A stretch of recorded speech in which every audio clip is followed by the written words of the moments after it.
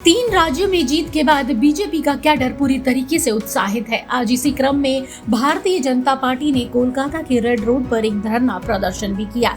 ये प्रदर्शन शुभेंदु अधिकारी के नेतृत्व में किया गया। इसमें बीजेपी के लगभग सभी एमएलए सहित कई शीर्ष नेता मौजूद रहे। वहीं अभिनेता और बीजेपी के एमएलए हिंडमय चट्टोपाध्याय ने सूत्रकार समाचार से बातचीत की और कई मुद्दों पर बातचीत की।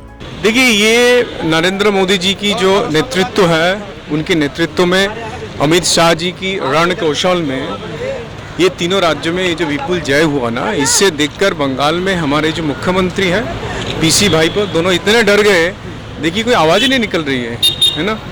तो उनको तो ये पता चल गया है कि उनके सारे मंत्री जो है चोर है, और जो लोग चोरी करके जेल गए हैं वो लोग बोले हम तो चोरी किसके लिए किए हैं, हमारे रानी के लिए किए हैं। तो दिन की सिर्फ अपेक्षा है कि कब ये दोनों चोर जाएंगे अंदर में जेल में। और बंगाल के लोगों की ये समझ में आ गया है कि गरीबों का पैसा लूटकर चोरी कर शिक्षा मंत्री जेल में है, जो खाना देते हैं गरीबों को उसका भी चोरी करके हमारा खाद्य मंत्री जेल में है। तो ये कोई राज्य हो सकता है जहाँ पे शिक्षा मंत्री खाद्य मंत्री सारे जेल में है? किसके लिए? ना गरीबों का टैक्स का पैसा, गरीबों का खाना चोरी करके वो लोग जेल में हैं। अच्छा, विपक्ष को विधानसभा से बाहर कर दिया जा रहा है, नेता विपक्ष को सस्पेंड कर दिया जा रहा है। आप देखिए, हम तो 29 तारीख को था ही नहीं, हम तो 29 तारीख को विधानसभा में था ही नहीं। हमारे नाम में एफआईआर कर दिए, मेरे नाम में एफआईआर है जहाँ पे हम थे ही नहीं।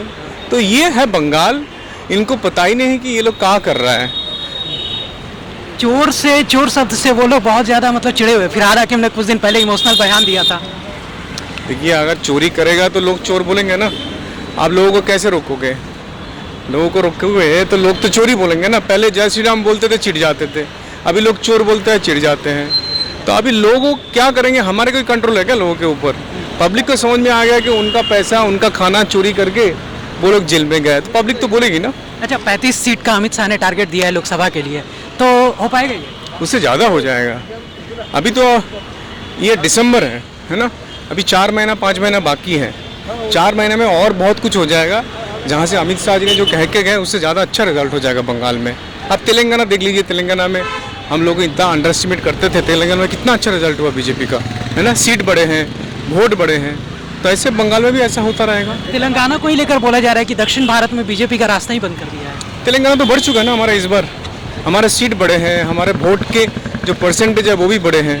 इसका मतलब तो है कि हमारा बीजेपी का जो रिजल्ट है वो तेलंगाना में लास्ट ईयर से, लास्ट टाइम से इस साल बेहतर हुआ है। तो हमारे साथ हिरण्मय चट्टोपाध्याय थे, खड़गपुर सदर से विधायक है, और इन्होंने सीधा ममता बनर्जी पर हमला बोला है। और ऐसे ही आज बीजेपी का जो ये प्रदर्शन था यहाँ पर लोकसभा जो अभी 3 राज्यों के चुनाव हुए हैं, उस चुनाव से पूरी तरह से बीजेपी उत्साहित नजर आ रही है। और इसी उत्साह का ये नतीजा है कि आज कार्यकर्ताओं में भी जोश देखा गया। और यहाँ पर लगातार जो बीजेपी के जितने भी विधायक थे सभी शुभेंदु अधिकारी के नेतृत्व में इस मंच पर आए थे और जमकर टीएमसी सरकार पर हमला बोला, सभी मुद्दों को उठाया। टीएमसी को विधानसभा से सस्पेंड कर दिया गया था।